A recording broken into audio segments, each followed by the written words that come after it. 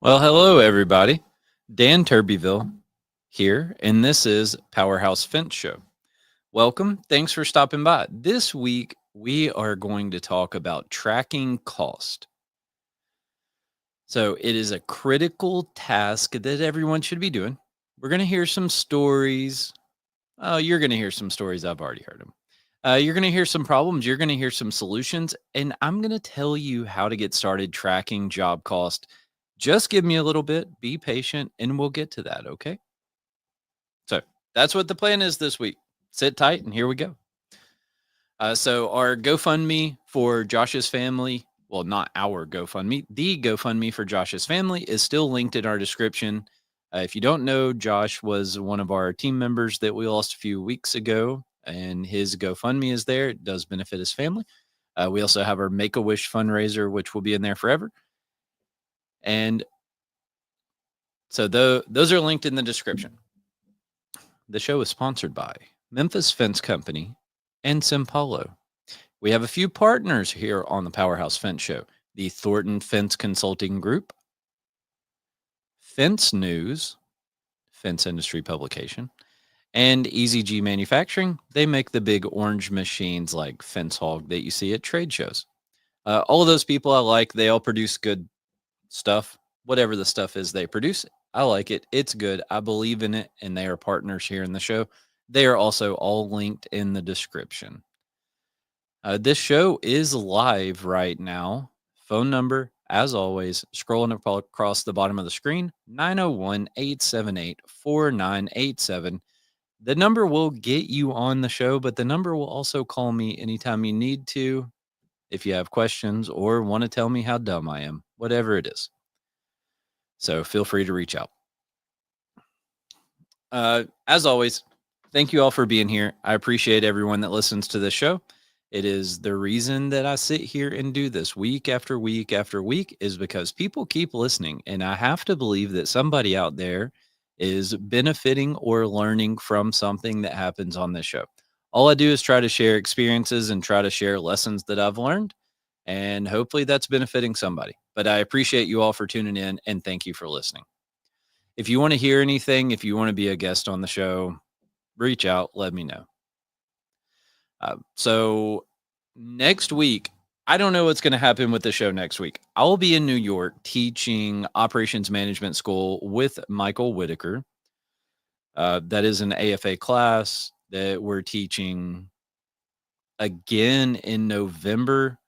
I think there's maybe 3 of them happening this year. I think the one in New York, one in Texas, and then I think there's one other one. It's all on the AFA's website in the events. If you're interested in checking out Operations Management School or any of the other courses, feel free to do so. If you're around the area of either of those schools, I think, like I said, one of them's in New York, maybe like Greenwich, New York or something like that next week. And then the next one that I'll be at is in Grapevine, Texas in November. So if those are close by, it'd be cool to say hello. All right. With all of that, now it's time to get into the show. So let's actually talk about tracking job cost. And we're going to cover a few things. We're going to talk about why you even care about it, right? Why put in the energy to track the cost of your jobs? What does it accomplish? And what can you do to make it happen? So those are our objectives here to get through that. But first, we have to have a word from history. So we're going to start off with a story of great failure. And I'll follow it up with a story of great success. But first, great failure. Denver International Airport's baggage system. So this was, I want to say it was in the 90s. I should have put that in my notes here, but I did not. Anyway, I think it was sometime in the 90s. Denver Airport was putting in a new baggage system, right? And it was supposed to be a state-of-the-art airport. They were going to have the most advanced automated baggage handling system in the world. Apparently, United Airlines was pushing really hard for a fully automated system. And I guess there were other systems that were partially automated, but none of them were fully automated like what Denver set out to do. And you know what they failed to do was they failed to accurately track job cost in real time. So this is a super drastic example, right? But it'll go to show what can happen. So there was a ton of overspending. There were delays. There were delays in software development, and everything was it's went unnoticed. I would assume that it was like a bunch of little things, right? Kind of like death by a thousand cuts. It was just these little things over and over and over, and everybody really didn't pay attention to them because they seem small, right? But then all of a sudden they did pay attention because it was too late. So there was very little accountability between the contractors and the city officials or anything that happened. No one really had a clear picture of how much money had gone into the project because they weren't tracking cost for that project.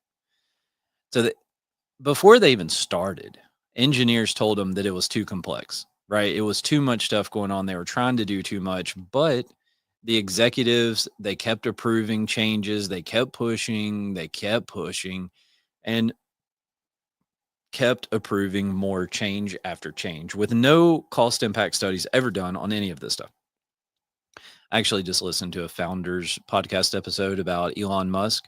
And one of the things that was kind of a recurring theme was delete and simplify, right? That's what Elon Musk always wanted to do. He wanted to delete and simplify everything.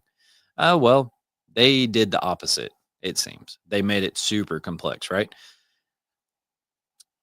The project was projected to cost $193 million. That's crazy. By the time they realized that it was too much, cost had escalated to over 560 million. The system they built never worked one time and it was abandoned completely. So the opening of the airport was delayed by 16 months. And that cost an additional $1 million per day in interest, lawsuits, lost revenue, which, by the way, lost revenue is a real cost. I haven't talked about it on here. I don't know if people talk about it that much, but lost revenue is a real cost.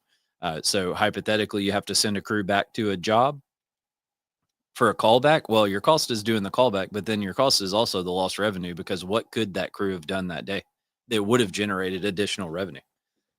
So just keep that in mind as you're making work orders and dispatching crews and things like that. It's really important to have all of the information there to protect yourself from those lost revenue situations as well.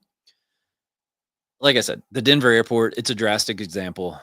I mean, cost went over $560 million, 16 months of delays, all of that cost millions more. I mean, it was crazy.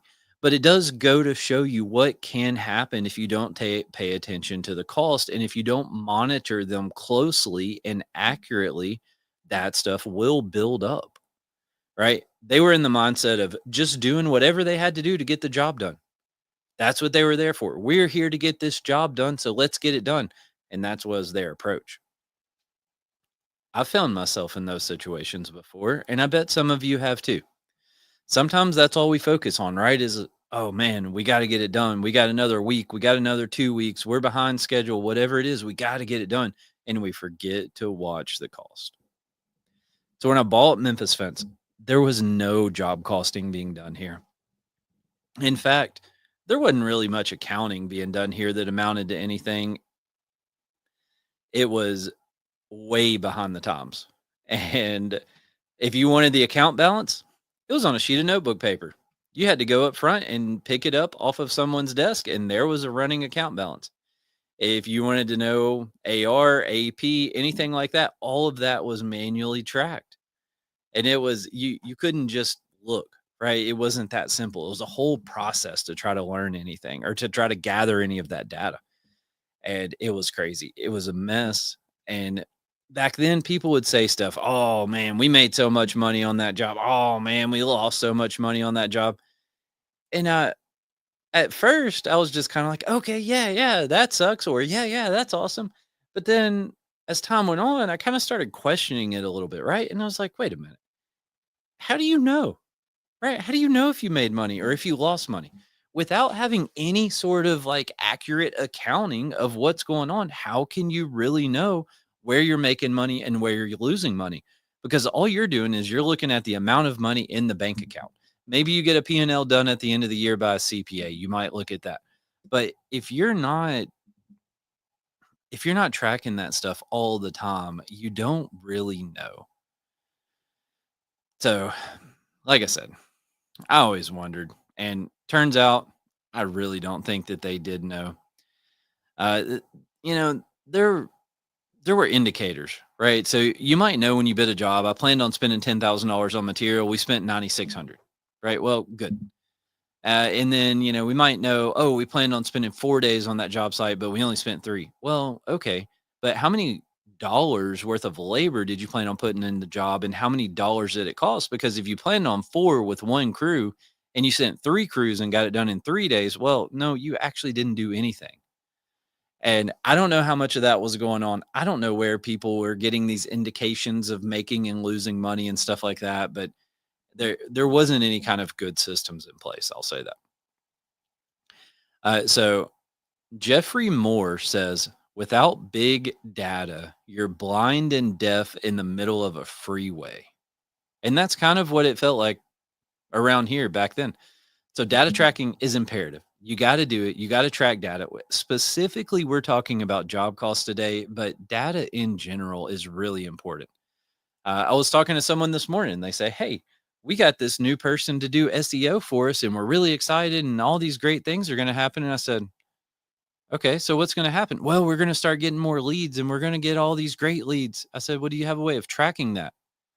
Well, okay. Well, how are you going to know if you got more leads and if you got great leads and how much of it was a result of the SEO, right? You got to have the data in order to back up anything, which, I mean, in that scenario, if you are running twice as many sales calls in 2 weeks as you have been, well, then obviously something changed, right? But if there's a 10% or 15% difference, are you really going to notice it and be able to say that happened when we flipped that switch on that new SEO stuff?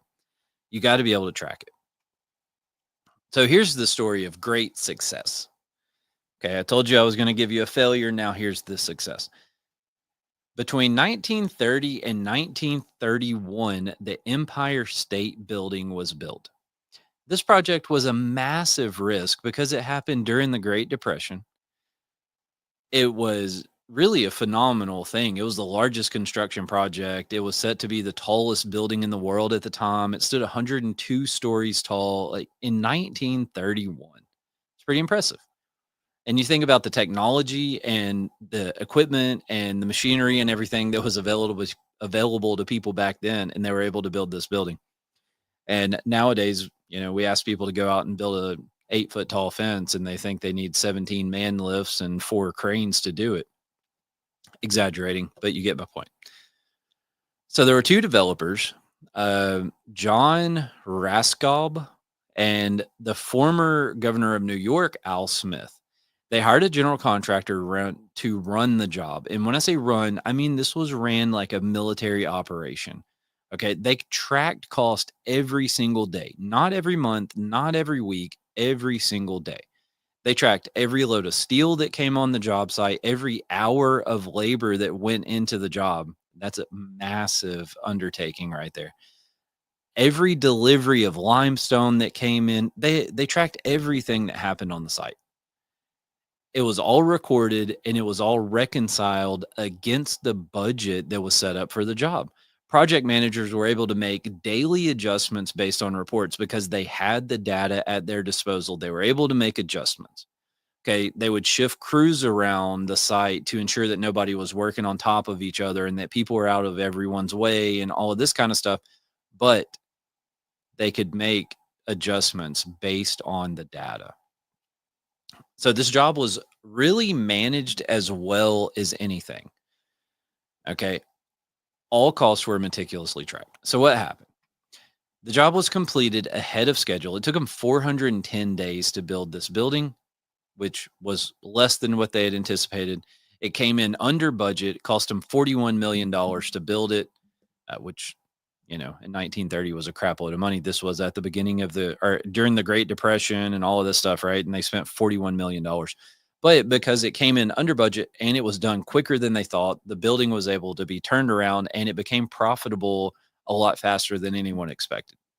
Again, largest project in history, but they watched everything. They worked all the problems. They kept all their costs tight, and it led to a huge success for a building that everybody listening to this probably knows where it is. Maybe not if you're outside the United States. I looked at the map earlier, and there's a lot of people around the world that listen. So thanks for that. That's cool. But you can look up the Empire State Building if you want. Pretty famous. So I like this for a few different reasons. One, it reminds me that larger jobs can be done, right? And it takes more work.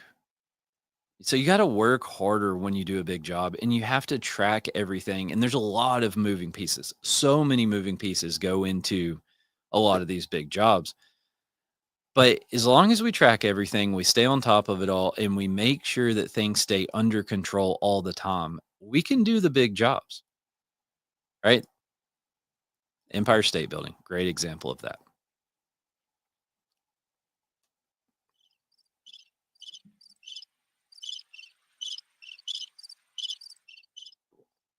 Sorry. Had to have a drink.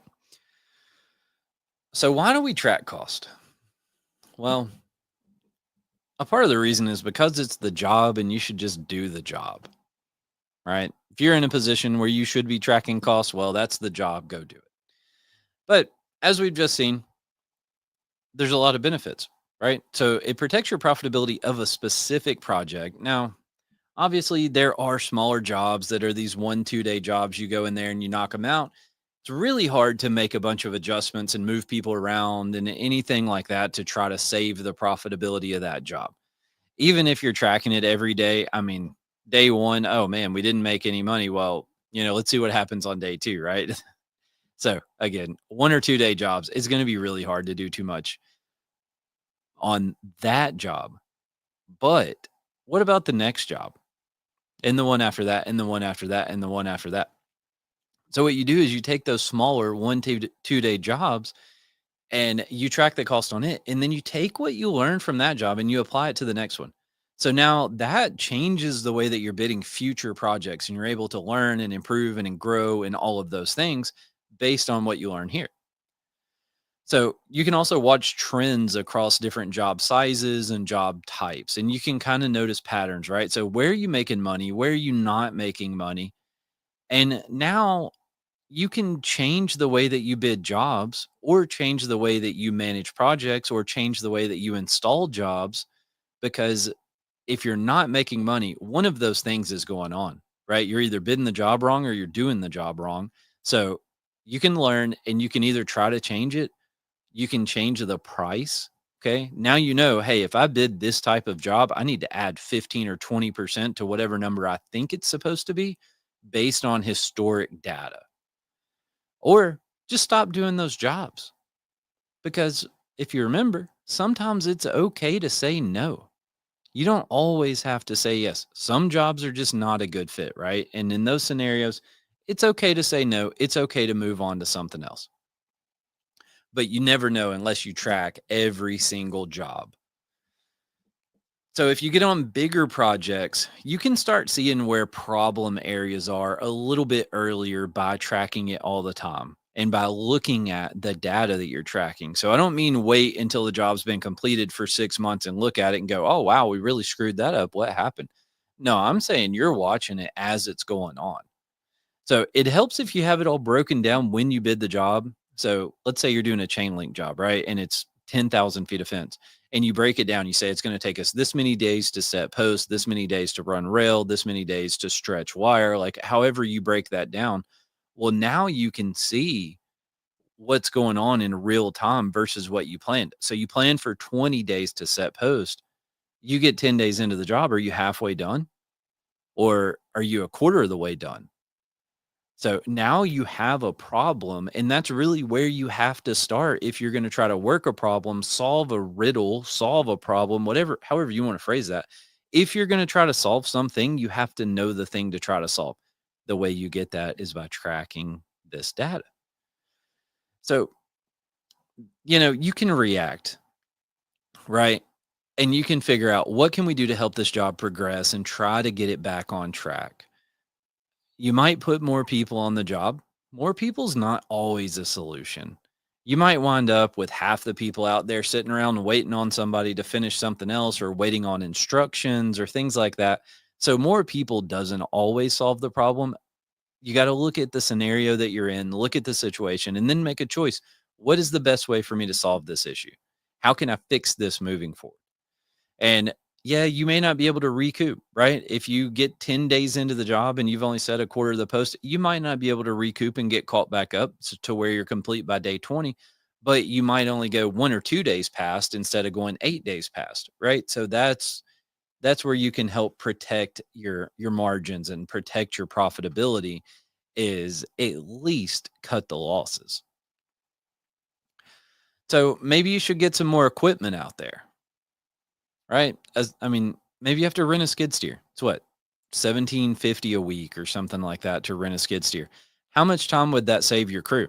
Right? There's math that you can do now, because again, you know the problem, you work the problem, and you can do these comparisons, right? Well, if I rented a skid steer and it's 1750 a week and it's going to cut the time it's taken us in half, well, and you got 12 people on the job site, let's just say hypothetically, that probably makes sense, right?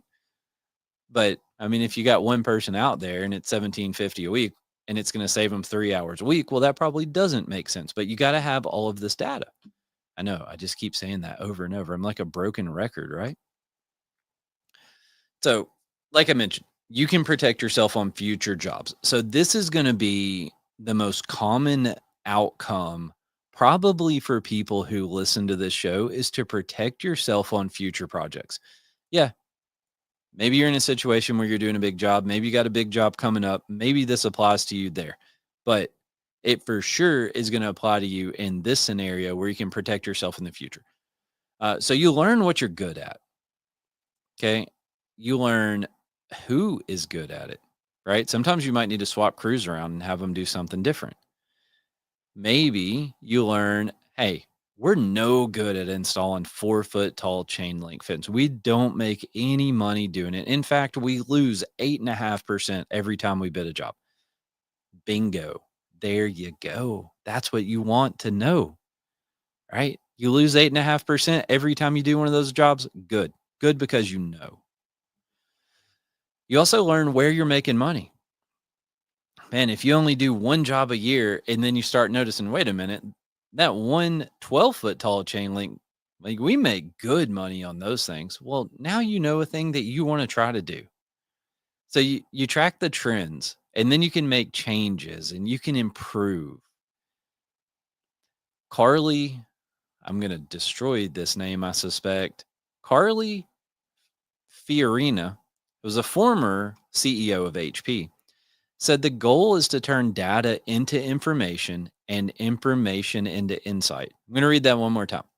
The goal is to turn data into information and information into insight.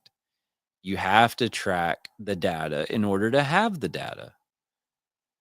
And the only way you're going to get it is job costing, right? That's where it all comes from.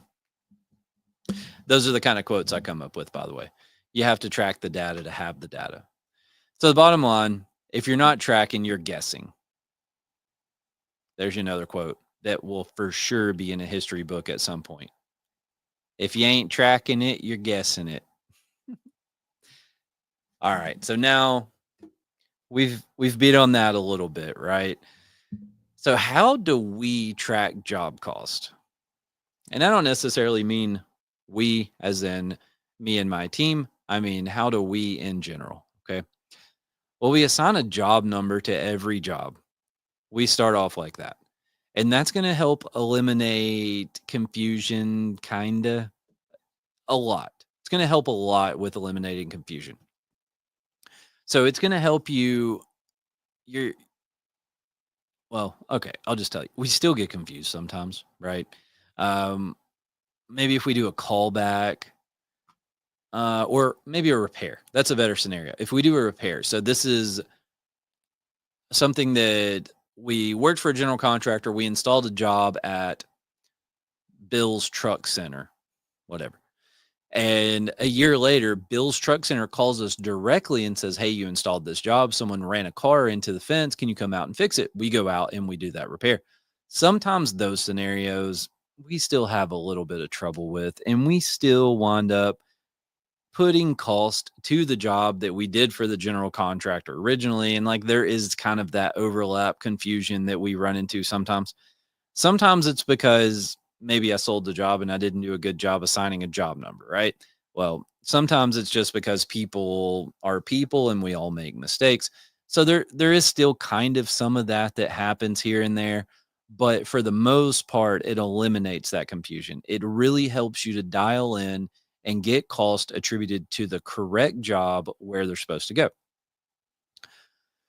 So, if the project managers, which we'll talk about this again here in a little bit, but if your project managers or estimators or whoever needs to see this stuff is given reports that have, I like to run, it's called a job profitability summary, I think is what it's called in QuickBooks. And I'll run it by month, right? And it's a big report and it shows me revenue and cost of goods sold basically for every job. And it gives me the difference, which is the margin. And I'll just skim through that thing and I'm looking for anything that looks out of place, right? Jobs that we have cost on, but no revenue. And those are the ones I'm really looking for because I want to make sure that I build them all. But if I look through those and I see some weird stuff, well, it's got a job number. I know who manages the department or whatever, where that job number came from. And it gives me a starting point to go ask questions. So I started off with some data on there already, right? That job number was the data that I started with. And again, the next piece of data is that report I ran because everything is put in there. And now I have a direction to go if there is an issue and if I have questions. So you can also like maybe involve the project managers and stuff like that and let them look at the reports and they go, wait a minute, why is this attributed to this job? Because that's not the right job. It needs to actually go here. Uh, they can help clean that kind of stuff up too. Now, next, we assigned a job number. Now we're going to assign purchase order numbers that are tied back to the job number. Okay. So our PO numbers go back to our job numbers. Uh, I like PO numbers to be tied to the person that issued it and the year it was issued. I find that it just kind of helps us when questions come up because it, again, immediately directs us where we need to go and a time period that we need to look. If I see the PO number was from 2023 on a job that has current cost on it, now I know, okay, that's the wrong job, right? But if there is a question about it, I know whose it was and I know where to go ask the question. So mine might be something like DT251. So Dan Turbyville 2025 number 1. DT251. That's not real. Don't try to use it. It's not actually what my PO numbers are, but you get the idea. So we're kind of like building serial numbers or we're building VIN numbers. And we do the same thing with job numbers. Job numbers follow a similar methodology there. So if it was an ornamental job that we did in 25, it would be O25 1. Okay. And so we put like the class is what we call it. It might be class, what do they call them? Revenue center, profit center, something like that. Department. So again, we're trying to kind of like build serial numbers, build VIN numbers, build something like that, that everything in that sequence of letters and numbers has a meaning and it allows us to track where it came from. So when you're issuing POs, issue a separate PO for every job, right? Don't be lazy. Don't lump them all together. Just issue a separate PO for everyone. So if you're buying material for 6 jobs at one time, that needs to be on 6 different POs so that you can accurately track where your cost is going. Break out the material, just separate it. It takes a few extra minutes. Suck it up, Buttercup. Just get it done. So now Our job number is serialized like a serial number. Our purchases are serialized like a serial number. And so that helps eliminate most of the confusion, right? And it again, there's a method, there's a system, so we know where it goes, who it goes to, all of that stuff. When material shows up on the yard and whoever's unloading that truck looks at the PO number, they know who to go say, "Hey, there's a problem with your material," or "Not all of it is here," or "It's here," or whatever they have to say, because the PO numbers are tied back to the person. That's enough of that. I did a whole episode on job numbers and PO numbers and stuff like that a little while ago. I'm not trying to do another one. So I'm going to just stop talking about them. Track labor hours per job. This is a pain. All right. It is not an easy thing to do. There's a lot of software options out there. But what I would warn you when looking at software is be careful and make sure it's going to do it the way that you want it done. And make sure that the information is going to go from their system to your system and be what you want. I don't want a journal entry. Okay. I don't want a big lump sum number in there that's my payroll for the week. I need that number broken down by job. And some of the software stuff that I've looked at in the past and some of the payroll services and things like that, they just want to give you that big lump sum number and it just goes in as a journal entry and it's just payroll. That's not accomplishing anything for me. And that gets me immediately to a no thanks, we're out. So just be careful with it when you look at it. And that goes for software in general, right? Just really take it seriously and spend enough time to make sure that you know what you're getting into because it's going to take you a while to get used to using it.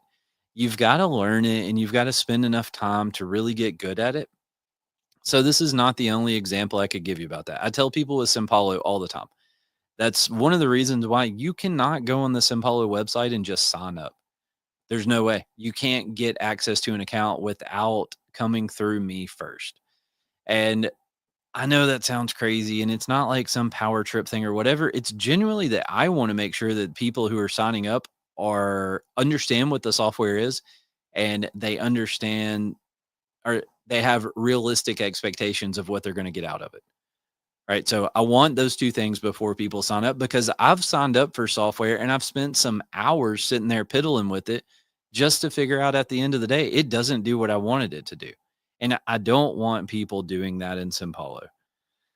And the other lesson that I've learned from Simpalo with software is you got to spend the time to learn it. You're not going to sign up for something and just intuitively know how to use it. You're not going to know where to click. You're not going to know what to do. You got to spend enough time to learn it to really get the hang of it and to get the benefit out of it. Time for a cricket break.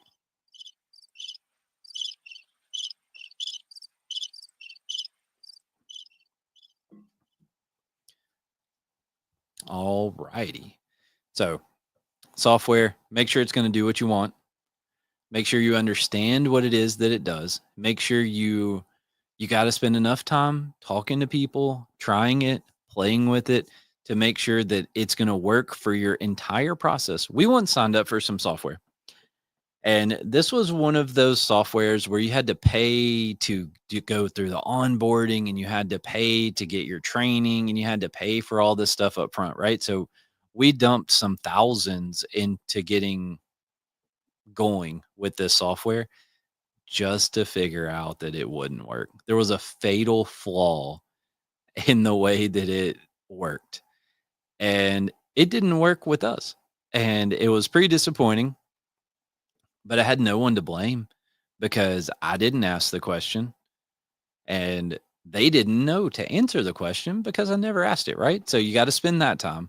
And then, second piece, understand you got to spend the time to learn it or you're just wasting money by signing up and paying money monthly or annually or whatever you're doing. We use QuickBooks to track hours on jobs. They have some app-based deal where you can clock in and out. I think it works on an iPad or something like that, and it is integrated into QuickBooks. Again, that's a thing that you want to spend enough time looking at and talking to somebody in like the sales world of QuickBooks to make sure it's going to work the way you want it to and work well for you. You can use a piece of paper, right? You can give a piece of paper to the crews and say, hey, write down what you do every day. Fill out these timesheets. Uh, so we've talked about software. We've talked about entering time. Just track the time some kind of way. A piece of paper works. Go tell Chat GPT to make you a daily timesheet. You want to know the name of the job number, the location of the job. You want to know who was there, the crew leader, your other crew members, what time they got there, what time they left, what time they ate lunch. I mean, pretty basic information, right? And Chat GPT will spit something out for you. It would take you 2 minutes and you can just go pass it out tomorrow morning. And now you're tracking time by job. Hey, you're making a step in the right direction. If you use subcontractors, well, now you don't have to track time by job, do you? But assign a PO number every time you hire a subcontractor to do a job.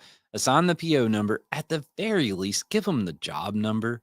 So when they turn in a bill, the accounting department, maybe that's you, maybe it's someone else, doesn't have to run around and try to figure out where this money goes and where that money goes because it's such a bottleneck and it's such a waste of resources when you can just take one step on the front end that eliminates all of that. Just take the step. Come on, do the job. But does make it a little easier, right? Honestly, that's easier than it is to track every hour for a whole group of people and try to figure out where it all goes and everything. Uh, if you do payroll in our office, it's an 8-hour ordeal to do payroll and make sure that all of the time is right, everything's squared away, get all the checks ran, do all of that. It's an 8-hour ordeal. So subcontractors is going to make that easier. Now, we've tracked time. We've tracked subcontractors. You've got to capture material cost. Okay. We already talked about POs. So that's a great step right in the right direction. Yeah. There's another famous quote. So if you order by job lots, use a PO number for that. That's easy. Again, break it out, separate it by job. If you're pulling from inventory, so now things are getting a little bit more complicated, but that's okay. Just track it and make sure it's billed to the job. I hope you have some sort of accounting system in place that's capable of doing that, or some inventory tracking, or something that you can do that type of stuff in. Uh, we also do this in QuickBooks. Yeah, QuickBooks I've heard is not great at inventory tracking. I don't know. We've been doing it for what, 12 years now in QuickBooks, and I mean it works okay for us. There's manual entry in there that sucks, and it takes time. Right? So it depends on how many jobs you run and all of that stuff. But I mean, we spend a decent bit of time entering all of this stuff into QuickBooks. But the end result is I can pull up a report on every single job that we do. I can see the estimated stock material cost, the estimated special order material cost, payroll, taxes, everything is all broken down. And then the next column over, it shows me all of the actual cost. So now I have a direct comparison of what did we bid in the job versus what did it cost when we did the install. And that's the ultimate goal. That's what we're trying to work towards. That's why I've been sitting here talking for 40 minutes about this, is because I want you to be able to say, this is what we had in the job this is what we bid in the job, and this is what it actually cost us. Wow, we need to celebrate. We need to throw a party because we just knocked this out of the park. Or what did we do wrong? So there's a lot of systems out there for inventory management. Uh, you can do your research, right? Same thing applies. Do the research, spend the time, make sure it's right. Don't just go sign up for something and hope that it works because your buddy told you about it. Make sure it works for you. Track all your other direct costs too. Remember, we talked about all of this when we did the financial basics back a few months ago. There's I don't know, 2 or 3 episodes in there where I really went through a bunch of financial stuff. All of that's in there. But track all your direct cost. So if you pay for a hotel, that goes to the job. Okay. If you have additional insurance premiums for a specific job for whatever extra coverage you had to have, that goes to the job. If you had to rent a piece of equipment, remember that skid steer we talked about earlier, $17.50 a week. If you rent it, that gets a PO number and it goes to that job. In fact, all of these purchases have PO numbers tied to them. Again, PO number, you serialized it, right? Now you tie it back to a job that also is serialized because it has a job number. So you can do this stuff in Excel. It's not going to be efficient. It's going to be slow. It's going to take work. You've got to build spreadsheets. You've got to do all this stuff, which you can probably use AI to help you with anymore, but you got to do a lot of work. And so back in like 2008 or 2009, and this was before I bought Memphis Fence. So that was in 2013 when that happened. So back in like 2008 or 9, I built a spreadsheet. Remember, I didn't really believe that whole, oh man, we made money, we lost money kind of rumors, kind of ideas that were passed around our office. And so I built a spreadsheet for it back then. And I wanted to see if we actually were making money or not. And I'd never read anything, I had never listened to a podcast. I mean, I didn't know nothing, but I knew that we had to track this stuff. And I manually entered every single thing into that spreadsheet. Now, this was like a $300,000 job. Remember, this is back in like 2008, 2009, somewhere around in there. $300,000 job. It was custom built ornamental fence. And I mean, I know exactly the job that it was. So we had to order all the steel components. We had to do all the fabrication. We had to do all the coding. We had to have stuff core drilled on the job site. We had subcontractors working on it. There was a lot of moving parts to it, right? But I tracked it all in Excel. And it was a pain in the butt. Okay. I'm just going to tell you. And it is the reason that I knew whenever I bought Memphis Fence, I wanted an accounting system that would do all of that because I didn't want to have to deal with doing that stuff in Excel. It is there. It's a possibility. It's a pain, but you can do it. And it's better than doing nothing, right? If you can't afford software, if it's not the right time, well, let me just tell you, when is the right time? If not now, then when? I like to use this analogy a lot. Maybe you've heard it before, maybe you haven't. But I like to use this analogy in the software world. I came up with it because of Simpalo, where you get this response of like, oh man, I love it. It's so great. It's so awesome. But I don't have time to learn it right now. And so the analogy I came up with was, you know, we're too busy pushing the car to stop and put gas in it. That's where we find ourselves a lot of times. And that's crazy, isn't it? Because if you just stop and you put the gas in the car, you're gonna get there faster. But we just keep pushing because the car has to get there. We can't stop making progress. Ah, anyway, like I said, all of that Excel stuff is what led me to realize I wanted something in place that was gonna make that process a little bit easier and we could implement it across the board, not just for that one job. And oh, some of you are maybe wondering, well, did you make money on the one job or not? You know what? I don't even remember. What I do remember is that I tracked all the stuff and I put all the energy into it. And I don't know if we made money or not. I don't remember. So, what does tracking cost accomplish? Well, we've already talked about some of this stuff, but it lets you know how you do on every single job. Okay. You take that information and you use it when you bid the next job. If you didn't but then it also lets you ask questions, right? Because you gotta know the question in order to ask the question. Another famous quote, if it if you didn't have enough labor in there, why? Right? Did you mess up when you bid the job? Or was there a problem with the installation? Or do you have a crew that's maybe a weak link? Like what happened that led you to not have enough labor in the job? If you didn't have enough material, same thing. What happened? What went wrong that made it to where there wasn't enough material bid in the job? What costs showed up along the way that you didn't plan for at all? What did you miss when you were bidding the job and now the cost is there? Because that happens, right? There's not a single one of us who have never messed up and missed something on a job unless you've never bid one. But it happens, right? And what you do is you learn. Someone today told me they made a mistake bidding a job. Came in my office, shut the door, all serious like, sat down and says, "Man, I got to tell you something. They messed up bidding a job." And I said, "Okay, well, let's make it right and don't ever do that again." Right. And I guarantee you, this person has learned that lesson and they won't do it again. It's a part of it. It sucks. It cost money, but you know, the old blackjack dealer taught me one time, bought lessons, taught lesson. So it gives you tracking all of this stuff gives you a place to start when you want to improve, which should be all the time, by the way. You shouldn't just decide one day that, oh man, I think I'm going to try to improve next year. Like, nah, that's not, no, you gotta want it. So the data lets you see how you can improve. It lets you see where your strengths are, where your weaknesses are, things like that.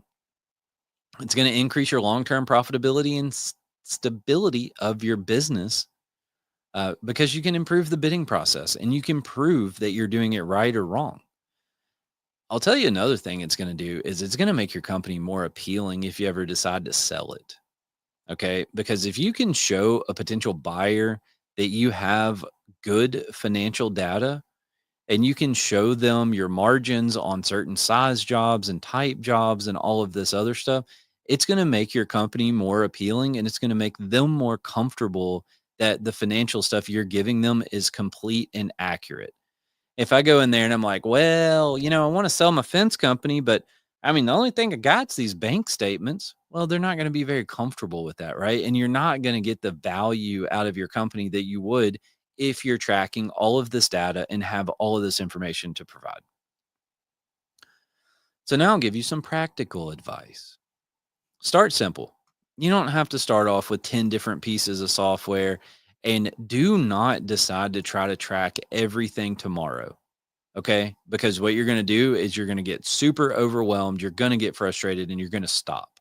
So don't decide to track everything tomorrow. Start with one or two things and then build on it. Start simple.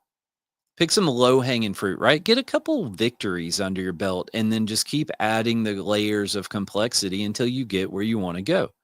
But keep pushing until you're tracking what you want to see. So if you want to get different information out of your accounting systems or out of whatever you're tracking, then change what you're tracking in order to get where you want it to go. And that took me some years to learn. As silly as that may seem, it took me some years to learn that in order to get the data out that I wanted to get, I had to track the things that I needed to track to get that data. So there you go. There's just some free advice that took me years.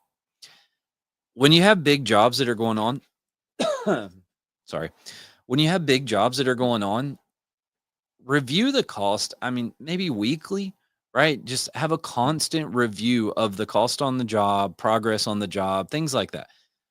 Don't wait until it's done and then try to go back and look because, maybe there's something that you could have helped along the way. Maybe not, but you never know unless you can see what's going on and you can try to fix it. Definitely don't wait until the job was 6 months ago and try to look at it because nobody remembers, right? You're going to try to piece together information and now you got to play some sort of detective and all of this stuff. People aren't going to remember 6 months down the road. Look at it when it's fresh. And that's also what you're going to get by reviewing your cost weekly or on some regular basis is people can remember. You want to involve your project managers and your estimators because you want them to know how their jobs are going. You don't want to hide all that super secret financial information and those super secret reports, right? Share them with them. Let them know how things are going. Is their job going well? Is their job going poorly? Like they need to know, right? Because that's their job and they need to do their job well. And without knowing how they're doing it, they can't improve. You can't help them improve unless you know how they're doing. So share the reports with them. Ask them questions. Have a conversation. Don't just walk in their office and throw paper at them and turn around and walk off. Ask them questions. Hey, what happened? What's going on with this job? Why does why did we spend an extra 40% on material right here? What happened to get us to the the failure, I dare say. What happened to get us there? So ask them questions. Share things that you learn with them. If you're digging through stuff and you really, man, you see that you're losing money every time on those 4 foot tall chain link fence jobs. Well, tell them, right? Because they're not going to just change. They don't just know. Remember, people here thought that they knew, but really, I don't know how anyone knew. And don't ignore the small things. So when you start seeing stuff that's going $100, $200, $300 over budget here and there, don't ignore it. If you do that 500 times in a year, that might cost you 150,000 that year. So you got to watch the small things too. It's not just the big jobs, and it's not just the big overages, and it's not just that. You got to watch all the little things too. And guess what? All of this is work, but all of this is the job. So you got to learn from each job, and you keep growing and you keep learning and you keep improving. And that's what we're here to do, is we got to keep getting better. Well, now I'm going to end. I'm going to read 3 quotes and I'm going to go away. So Peter Drucker said, "What gets measured gets managed." So if you're not measuring, you're not managing. Here's Charles Darwin. Charles Darwin said, "It's not the strongest of the species that survive, nor the most intelligent, but the one most responsive to change." And then Ben Franklin said, "Without continual growth and progress, such words as improvement, achievement, and success have no meaning." And with that, I'm done. Thanks for tuning in. Thanks for watching. Again, I appreciate all of you. I don't know what's going to happen next week, but hopefully I'll see you then.